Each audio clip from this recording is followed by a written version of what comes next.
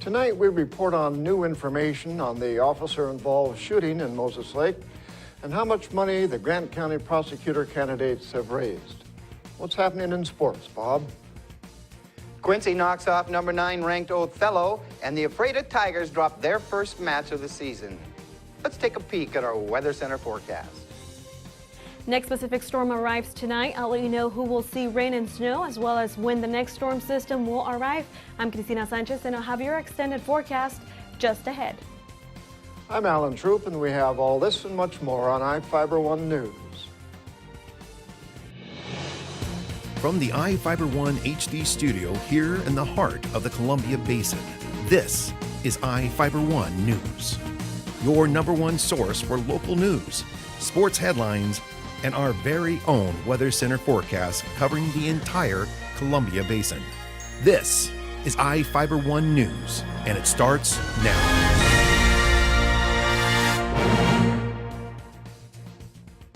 Moses Lake Police Sergeant Brian Jones has been cleared in the shooting of Roberto Escamilla Mendoza, who reportedly tried to hit another officer with his car when Jones shot him. Prosecutor Angus Lee submitted his report on the September 5th shooting, stating Jones was defending a fellow officer when he fired at Escamilla Mendoza's car. Escamilla Mendoza was being investigated for allegedly selling methamphetamine. An informant reportedly arranged to meet Escamilla Mendoza in the parking lot of Leprechaun Harvest Foods. Several officers surrounded Escamilla Mendoza's car when he allegedly backed into one police car and then accelerated towards an officer. Jones fired 2 rounds into the driver's side window of Escamilla Mendoza's car, hitting him twice. Escamilla Mendoza survived the gunshot wounds and charged with possession with intent to deliver methamphetamine and attempted delivery of methamphetamine. Investigators reportedly found more than 5 pounds of methamphetamine in his home using a search warrant after the shooting. The city of Ephrata honored a longtime resident on Friday for his years of public service with a tree planting ceremony. Reporter Jeff Chu has the story. More than 50 people remembered Ephrata businessman and photographer Doug Miller during a memorial gathering Friday at Sun Basin Plaza. A birch tree was planted and a plaque was placed at the park in the late photo studio owner's honor. Ephrata Mayor Chris Jacobson said Miller was passionate about family and his community. He said Miller knew how to turn the political screws to get things done. Jacobson said Miller advocated for youth in the area. Miller's widow, Madeline, remembered him as a man who became the first non-staff photographer to have a photo placed on the cover of National Geographic magazine. From his backyard in Ephrata, Miller shot the eerie photo of clouds of ash coming from the 1980 eruption of Mount St. Helens. Jay Mills, president of the City Parks and Recreation Committee and head Ephrata High School coach, officiated the memorial event. I'm Jeff Chu for iFiber One News. Donations have increased the reward to $14,100 for information leading to the conviction of the murder of Lucille Moore. The 82-year-old woman was found dead in her home on Sunset Drive in Ephrata on September 8th. The investigation into her murder continues as detectives wait on forensic results and pursue leads. The reward was offered to help generate information needed to arrest and convict Moore's killer. The city offered $1,000, and the rest is from donations by her family, friends, and people in the community. To donate to the reward, people can deposit money into the Lucille Moore Reward Fund at U.S. Bank in Ephrata. People with information about the crime are asked to call Ephrata Police at 509-754-2491 or MAC Dispatch at 509-762-1160. A handful of Moses Lake residents met with Sheriff Tom Jones during a town hall meeting. Reporter Cameron Probert was there and has the story. Crime and larceny and metal theft were the top subjects talked about by Grant County Sheriff Tom Jones at a recent town hall meeting. The sheriff met with about 15 county residents in the 4-H building of the Grant County Fairgrounds. Jones said gang crime rose in the past few months with 4 drive-by shootings in Larson. A block watch meeting for the area is scheduled for Thursday. You know, I keep saying at every one of these meetings, we got to get folks involved, and It's really tough, especially when you got, you know, bullets zinging down range, and you know, it's unfortunate that the innocent citizen that's just trying to go to work and live is, you know, sometimes is collateral damage, so to speak. And Jones is working on curbing metal theft by trying to get other counties to work with companies to enforce a no-buy list.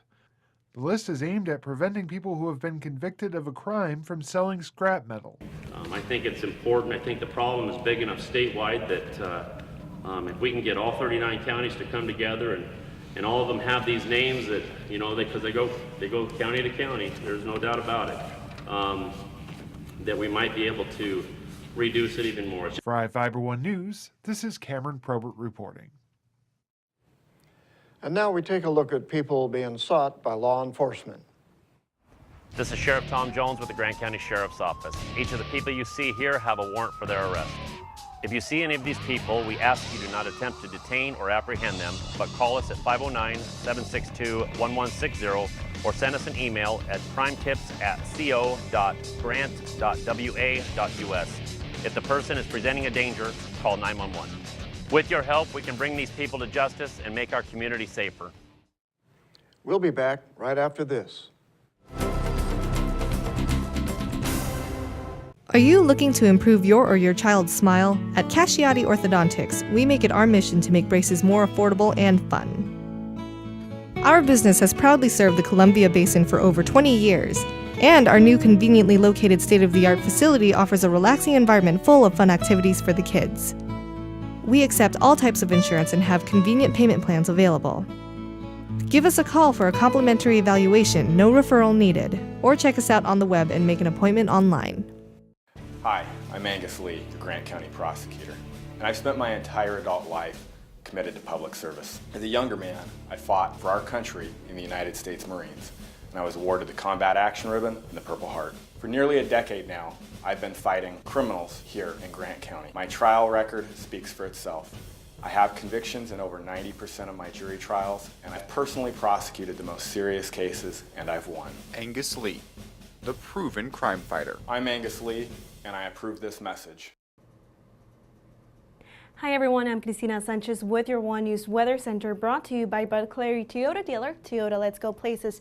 We begin your forecast with our headlines. We do have a storm system approaching by the middle of this week, but before that, our next Pacific storm will be arriving tonight, bringing moderate rainfall and gusty winds for tomorrow afternoon and for tomorrow night. We do expect rain and snow over high mountains.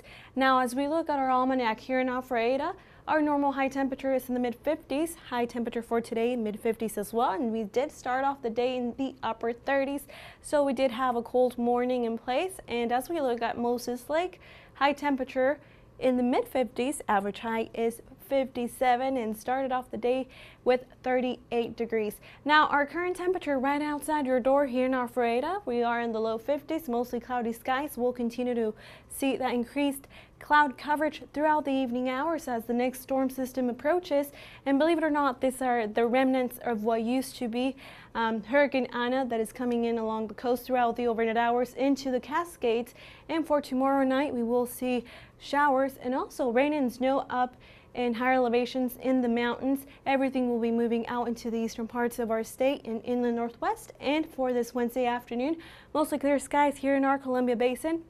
But by Thursday and Friday, another storm system approaches. That'll bring more showers and also gusty winds within our area and here in our Columbia Basin.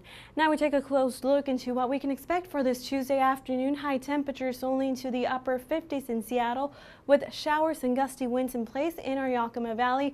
High temperatures in the upper 50s, mostly cloudy skies, and into the inland northwest. High temperatures only into the upper 40s and low 50s with showers in place as well. Now we take a closer view into our Columbia Basin. We do have high temperatures for this Tuesday afternoon. 54 once again, Moses Lake 55, Royal City in upper 50s with showers in place, and also we'll Our next storm system will be arriving for this Thursday, so we get a slight break on Wednesday afternoon with high temperatures in the low 60s, above average for this time of the year. Then for Friday, Halloween night, high temperatures into the upper 50s with showers and gusty winds once again Thursday and Friday.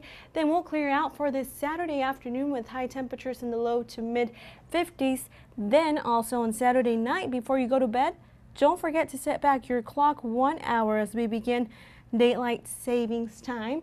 Then we'll stay low temperatures in the upper 30s by Sunday morning. This segment was brought to you by Bud Clary Toyota dealer, Toyota Let's Go Places. We'll be right back with sports. You don't need me to tell you that 4 and all-wheel drive time is on its way. But maybe you didn't know your local Toyota dealers are gearing up for the season with special savings on our top-selling 4 and all-wheel drive models. From tough Tundra trucks to our best-selling CUV RAV4 or Benza, the perfect blend of all-wheel drive with safety and style. Plus many others. The bottom line is exceptional 4 or all-wheel drive savings just in time for winter. For full details on these and other savings, visit any of your Inland Empire Toyota dealers. Toyota, let's go places. Hi, I'm Cindy Carter, your Grant County Commissioner. Currently, I serve the 92,000 residents of Grant County, working with over 700 employees, 11 different labor unions, and providing oversight to an annual budget of $131 million. I have served in this capacity for 7.5 years, working closely with each department and office, reviewing their individual budgets to ensure a balanced overall budget so the county can remain fiscally strong. I'm Cindy Carter. Please vote for me in the 2014 election as your Grant County Commissioner.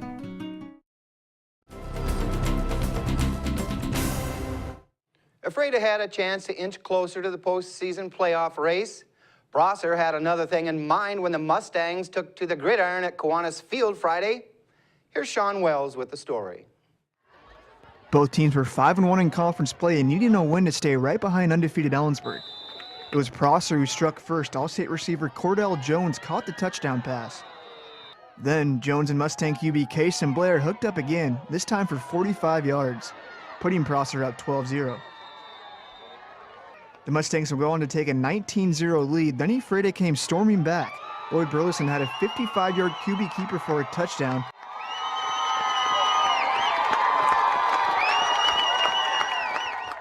Then Andrew Clark broke an 82-yard run to make it a one-possession game.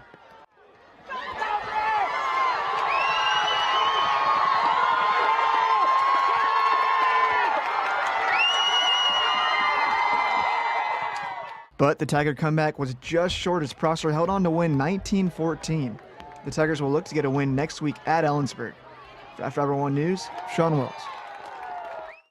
Moses Lake was looking to pick up a road win to keep pace with 4-0 Wenatchee in the Big Nine standings. It wasn't in the cards, however. Weather, officials, and a determined Panther team factored in the 20-3 decision. I was on hand for the action, and man, was it a wet one at Lee Bofto Stadium.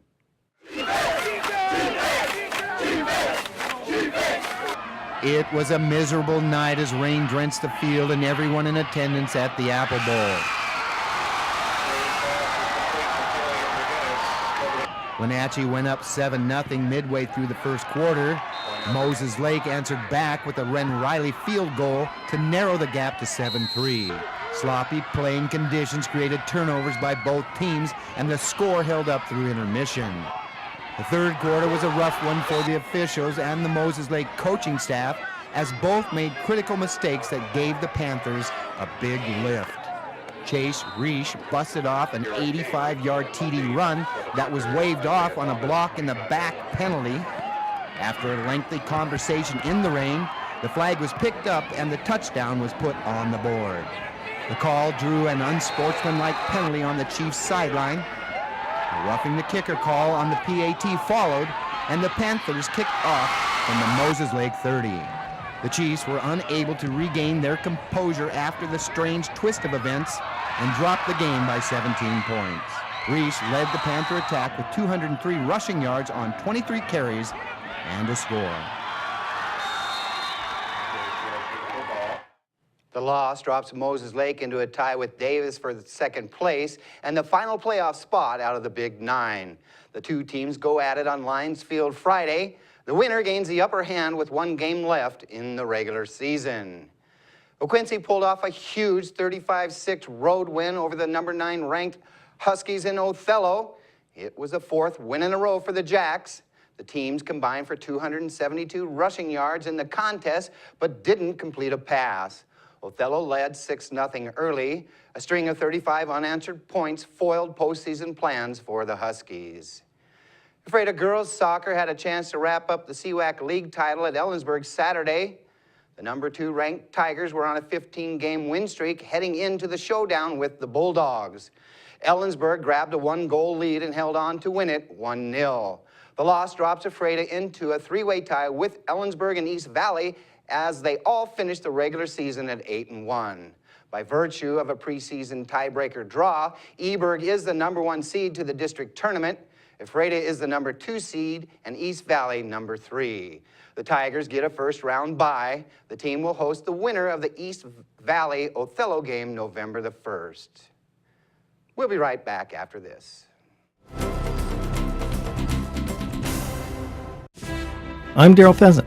I've been your treasurer for 28 years. I take my oath seriously, following the laws consistently and fairly. This complex job depends on experience. Experience to run a $200 million public investment pool. Experience working with state agencies, banks, attorneys, title companies. Experience to know the law and be able to explain it. With reduced staffing, we need a working treasurer. Let me continue working hard for you. Public service, experience, leadership that is unmatched. Vote Daryl Pheasant for County Treasurer. This is Garth Dano. I'm asking for your vote for Grant County Prosecutor, and have practiced law here with my family for 34 years. I care about this county and the people who live and raise their families here. I'm committed to improving our justice system in Grant County so we can all be proud of it. I will hold serious offenders accountable and will work with all our police officers to protect the public. Currently, it takes 3 to 4 years to have a civil trial heard in our courts. I am committed to working with the judges to solve this unnecessary delay. Please vote for me in the upcoming general election. I am Garth Dano, and I approve this message.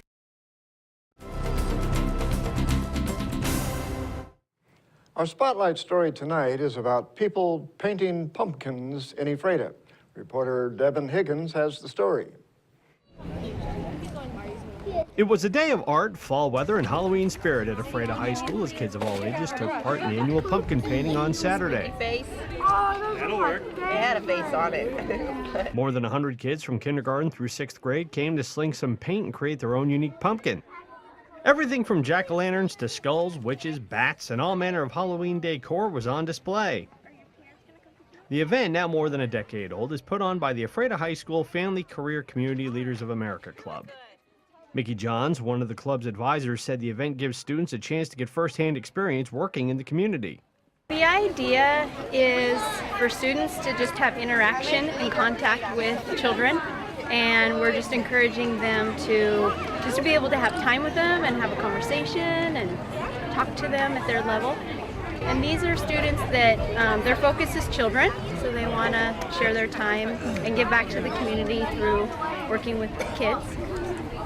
The FCCLA has about 20 members from freshmen all the way to seniors, and the students say the pumpkin painting is one of their favorite events for what they're able to do with their friends and neighbors. It helps us get connected with kids and actually get confident, talking to them and having a conversation with them, wanting to do something with kids.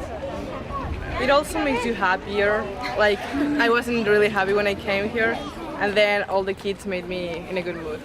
I think it's really good for the kids. It's nice to give back because, as you know, we're a small town, so there's not really a lot going on. So when something like this comes around, I'm really happy, and it's exciting. John said the event was the idea of a former student, and it's grown considerably since its inception. I had a student, her name is Sarah Cummings, and she came to me with this crazy idea, and she really wanted it to be, we got to give kids a neat activity or time to spend with their fathers. And so the first few years it was fathers and their children. And later we had moms say, well, can we come? This is a really cool event. So then we kind of opened it up but her original idea was to just have a neat activity like this for kids and to spend time with their parents. And it's neat. I've heard a couple children say how they've been thinking about how they're going to decorate their pumpkin for a couple weeks now. So. pretty cool. The pumpkins are donated by Jack's Pumpkin Patch in Ephrata, and everything else is done at minimal expense. Did you spend about between $80 and $100? Yeah. But there is no way that we could possibly do this without John Hall's pumpkins. And they are beautiful pumpkins. They are amazing. It's kind of spooky. Like a frozen monster. In Ephrata, Devin Higgins for iFiber One News. We will be right back after this.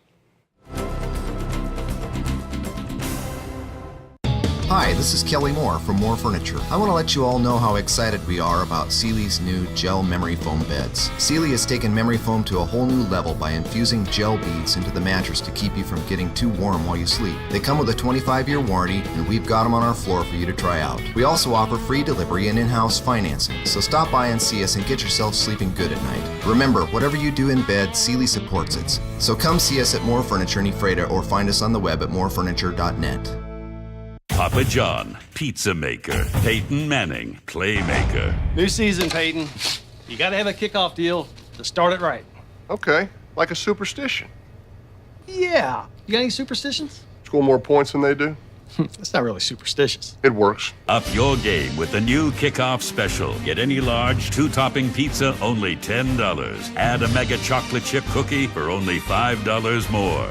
Better ingredients, better pizza. Better football. Papa John's.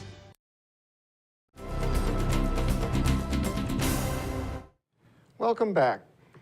A convicted felon is serving nearly 3 years in prison after he was caught hiding a stolen firearm. Juan Rodriguez, a 21-year-old Moses Lake man, entered a plea in Grant County Superior Court to unlawful possession of a firearm in the first degree. Rodriguez has 6 previous felony convictions starting in 2006. Grant County Superior Court Judge John Nodell sentenced Rodriguez to 2 years and 10 months in prison. A Moses Lake car wash owner reported seeing 3 juveniles smoking marijuana while taking a vehicle through the car wash in January. An officer reportedly met Rodriguez as his car wash was finishing. An officer reported seeing Rodriguez place a coat in the back seat before the vehicle was impounded pending a search warrant. In the search, police allegedly found a stolen .44 caliber revolver wrapped in the coat. Prosecutor candidate Garth Dano has raised more than 3 times the money than his opponent, Prosecutor Angus Lee. The Grant County prosecutor candidate's race has attracted more than $100,000 in contributions, making them the most funded candidates in any of the races for Grant County officials. Challenger Garth Dano continues to outpace his opponent in fundraising with nearly $88,000 raised so far. Dano's top contributors include 7 attorneys, along with farmers, veterinarians, and dentists. The top contributors are responsible for $44,650 in contributions. Prosecutor Angus Lee raised about $28,000. Lee's top contributors include 2 business owners, 2 deputy prosecuting attorneys, and a realty company. They contributed $8,650 to his campaign. In Northwest news, utility crews worked Sunday to restore electricity to thousands of residents after a windstorm downed trees and knocked out power lines in the Seattle area. Seattle City Light says Saturday night's winds left more than 50,000 without power, but electricity was restored to a majority of customers by Sunday. The utility says a combination of wet soil from recent rains and high winds led branches to fall on power lines. National Weather Service meteorologist Chris Burke says parts of Seattle saw sustained winds as high as 60 miles per hour on Saturday. Another student has died after Friday's shooting at a Marysville, Washington high school. 3 other victims are fighting for their lives. CNN's Dan Simon has the latest. Breaking overnight, a second victim, Gia Soriano, died as a result of her injuries suffered during Friday's shooting at this Washington high school. Her family devastated, releasing this statement. Gia is our beautiful daughter, and words cannot express how much we will miss her. This just hours after hundreds packing the bleachers of the Marysville Pilchuck Gymnasium. An emotional tribal song to mourn for a grieving community trying to heal. Families are hurting really bad right now, looking for answers that might not exist for us. Many still asking why this popular teenager would want to target his best friends and his own family.